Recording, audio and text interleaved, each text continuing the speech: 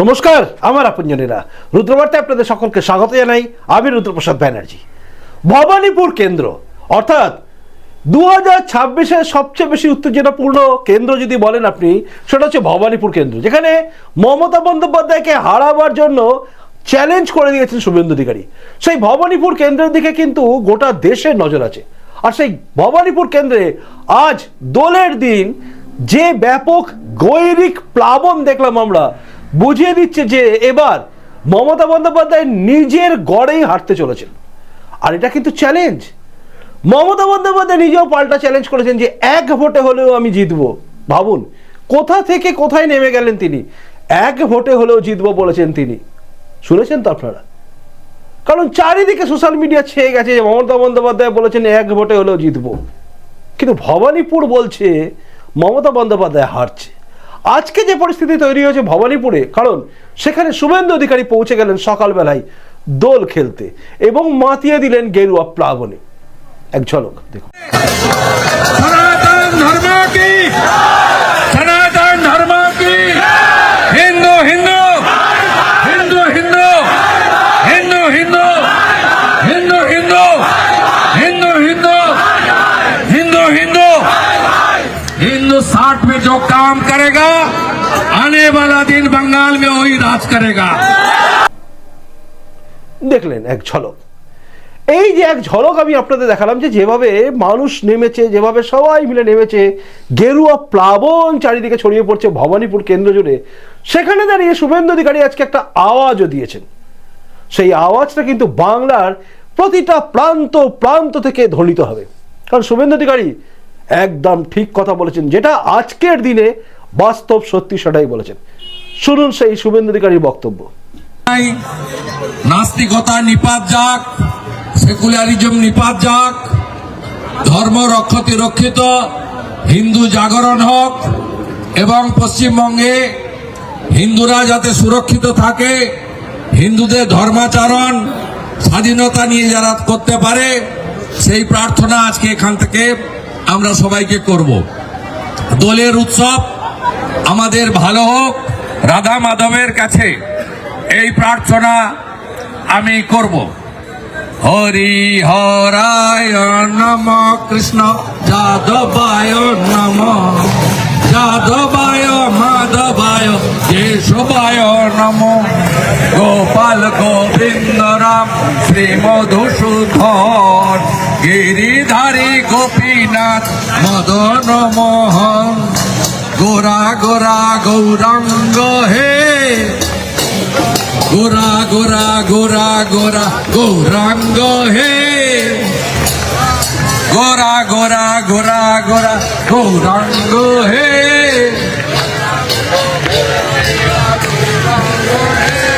গোরা গোরা গোরা গোরা গৌরাঙ্গ হে, গোরা গোরা গোরা গোরা গৌরাঙ্গ হে। শ্রী কৃষ্ণ চৈতন্য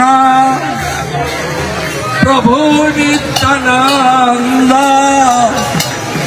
শ্রী অদ্বৈত গদাধর শিবাসাদি গৌর ভক্ত বৃন্দ, হরে কৃষ্ণ কৃষ্ণ কৃষ্ণ হরে হরে, হরে রাম রাম রাম হরে হরে। গৌরনিতাই প্রেমানন্দের, গৌরনিতাই প্রেমানন্দের, নেচে নেচে গৌরনিতাই প্রেমানন্দের, নেচে নেচে গৌরনিতাই প্রেমানন্দের, গৌরনিতাই প্রেমানন্দের, গৌরনিতাই প্রেমানন্দের, গৌরনিতাই প্রেমানন্দের। শুনলেন, আসলে সেকুলারিজম নিপাত যাক, এই যে ছদ্ম সেকুলারিজমের আড়ালে আমরা হিন্দুরা পিছে মরছি, এর নিপাত যাওয়ার দরকার আছে। সোজা কথা সোজাভাবে বলার মতো শির দ্বারা সোজা রেখেছেন শুভেন্দু অধিকারী। তাই তিনি যেটা বলেন একদম বলে দেন। তিনি প্রথম বলেছিলেন গোটা ভারতবর্ষের বুকে, সবকা সাথ সবকা বিকাশ আপ বন্ধ করো, जो हमारे साथ हम उनका साथ।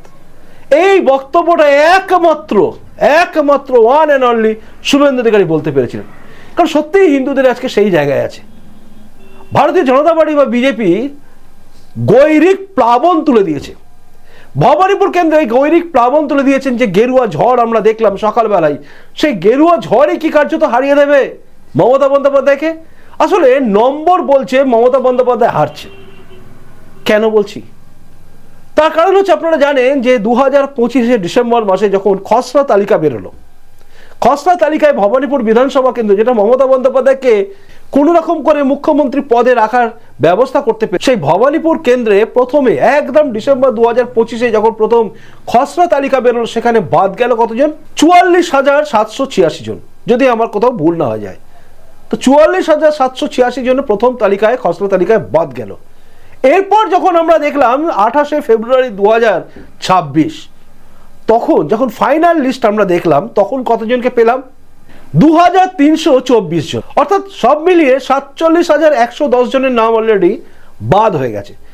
আর মজার ব্যাপার হচ্ছে ঝুলে রয়েছে, মানে আন্ডার অ্যাডজুডিকেশনে রয়েছে কতজন?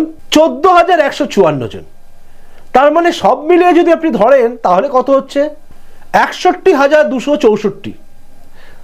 ধরে নেওয়া যাক রাউন্ড ফিগারে 60,000, অ্যাপ্রক্সিমেটলি প্রায় 60,000 নাম বাদ হতে চলেছে। মমতা বন্দ্যোপাধ্যায় এমনিতেই চাপে আছেন, তাই তিনি বলেছেন কিন্তু যে আমি এক ভোটে হলেও জিতবো। কিন্তু পরিস্থিতি যা আছে না, তাতে মমতা বন্দ্যোপাধ্যায় জেতা খুব মুশকিল। আর এটা কিন্তু পরিষ্কার হয়ে যাচ্ছে, মানুষ রাস্তায় নেমে পড়ছে। মমতা বন্দ্যোপাধ্যায়ের বিরুদ্ধে জনরোষ এবার আসছে, অর্থাৎ মানুষের মনের মধ্যে যে ক্ষোভ, সেই ক্ষোভটা আস্তে আস্তে নেমে পড়ছে রাস্তায়। যেটা আমরা দেখতে পাচ্ছি অদ্ভুতভাবে, যেটা হচ্ছে আগে আমরা দেখতাম না এত ব্যাপকভাবে গেরুয়া প্লাবন দেখা যাচ্ছে, কিন্তু ধীরে ধীরে দিকে দিকে বাংলার প্রতিটা প্রান্তে প্রান্তে আপনি তাকিয়ে দেখুন গেরুয়া প্লাবন হচ্ছে। আপনি দোল উৎসব দেখছেন, দোল উৎসবে কিন্তু স্লোগান উঠছে জয় শ্রীরাম। বিশ্বাস করুন, আপনার এলাকায় কি হয়েছে আমি জানি না, কিন্তু আমার এলাকায় হয়েছে। ছোট ছোট ছেলেমেয়েরা থেকে শুরু করে বয়স্ক লোক যারাই যাচ্ছে, তারা জয় শ্রীরাম আওয়াজটা দিয়ে দিতে যাচ্ছে। আর তৃণমূল নেতাদের মুখটা শুকিয়ে আমচুর হয়ে যাচ্ছে, মানে কিছু নেই যেন, মানে দেখলে মনে হয় এই মুহূর্তে মধ্যে পড়ে যাবে কি মরে যাবে, হার্ট অ্যাটাক হয়ে যাবে। মানে জয় শ্রীরাম শুনলে হার্ট অ্যাটাক হয়ে যাওয়ার খাপ। তো এইরকম জায়গায় গেছে আমাদের এখানকার অবস্থা। প্রত্যেকটা মহল্লায় মহল্লায় লোকেরা কিন্তু জয় শ্রীরাম ধ্বনি তুলছে, দোলেতে বক্স বাজছে, সেখানেও জয় শ্রীরাম বাজছে। অর্থাৎ চারিদিকে একটা রামময়, একটা হিন্দু সনাতন ধর্মের একটা আবেগ তৈরি হয়ে গেছে গোটা বাংলা জুড়ে। আর এটা কিন্তু দরকারও ছিল, কারণ আমাদের দেওয়ালে পিঠ ঠেকে গেছে। আপনি যা কিছুই দেখুন, উদাহরণ হিসেবে পাবেন, দেখুন ইরানের সঙ্গে কি হচ্ছে, এখানে দেখবেন তার প্রতিক্রিয়া কিভাবে হচ্ছে। ইসরায়েল গাজায় বোম ফেললে এখানে প্রতিক্রিয়া দেখা যায়। কোথাও নূপুর শর্মা দিল্লিতে কি বলেছে তার প্রতিক্রিয়া এখানে দেখা যায়। সিএ নিয়ে সবচেয়ে প্রথম এখানে দেখা যায় রিপারকেশন। আপনি ওয়াকআপ নিয়ে দেখুন, কোথাও কোনো খুন খাবারই হলো না, কিন্তু হয়ে গেল আমাদের রাজ্যে। দুজন হিন্দু লোক যারা সিপিএম এর সমর্থক, তারা মরে গেল। অর্থাৎ আপনি যা কিছুই দেখবেন বাংলার বুকে, পশ্চিমবঙ্গের বুকে সেটা ইমপ্লিমেন্ট হচ্ছে। মানে এটা বাংলাদেশের প্যাটার্ন। আমি আবারও বলছি, বারবার বলছি, আমি শুরু থেকে, মানে আমার চ্যানেল যদি আপনি দেখেন, আমি প্রথম থেকে বলে আসছি, এই যে আজকের পরিস্থিতি তৈরি হয়েছে তার পেছনে কারণ হচ্ছে বাংলাদেশের কিছু হুজুর খেজুরের বাচ্চা। তারা ওইখানে বসে বসে আওয়াজ দিয়েছে, এবং এইখানে তাদের কিছু লোক যারা ঢুকে আছে বাংলাদেশ থেকে আসা অনুপ্রবেশকারী মুসলমান, তারা এখানে এই রকম কাজগুলো করছে।